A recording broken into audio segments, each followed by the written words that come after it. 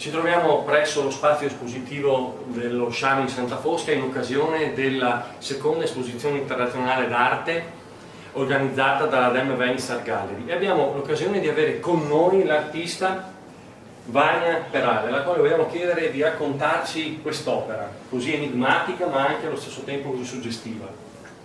Ma allora, quest'opera, come tutte le mie opere, nascono senza tecnica, nel senso che sono autodidatta e non ho avuto nessuna indottrinazione all'arte, cioè viene da quello che provo io, come ho dedicato al Brindisi, no?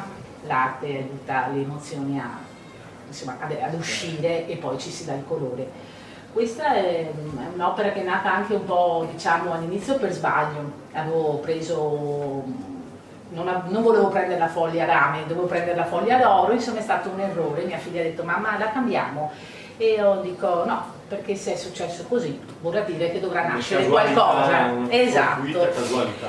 E ho cominciato a dar materia, perché mi piace dar materia nei quadri, perché butti, con la materia butto. E poi ho adagiato sopra questa canula arrotolata dove dentro ci sono dei chiodini in ottone e questo, diciamo, circolo rappresenta un po' l'empatia, nel senso, quando le persone sono troppo empatiche o comunque empatiche e assorbono un po' tutto, no? Come un vortice che risucchia tutto, no?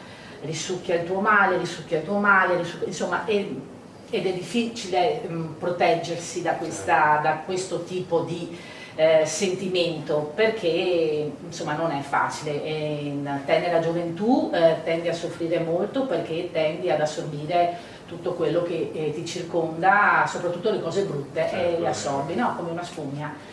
E per cui questa spirale con questi chiodi, e dopo ho dato la foglia rame che il tempo, la natura mi ha aiutato a colorarla, perché questo colore è naturale, si è ossidata e ha dato questo colore così verde speranza, che comunque con l'età impari, capisci che devi volere bene soprattutto a te stessa, e perciò non che non sei più empatica, però ti vuoi bene, ti ami, e quindi un'empatia verso se stessi, un'empatia verso se stessi, un po' di sano egoismo, certo, che ci vuole nella vita per poter sopravvivere e per poter andare avanti.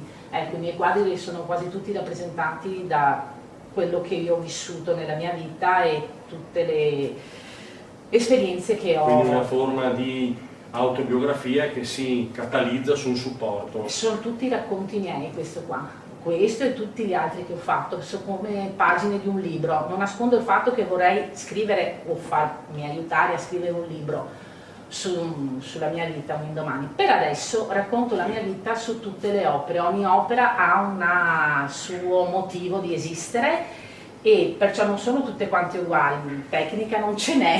Io quello che dico, perché quella volta ho avuto questo, va bene, e come lo posso? Lo racconto così, e via, distinto e va. Perciò sono cose proprio che mi escono dalla bocca dello stomaco, dal cuore.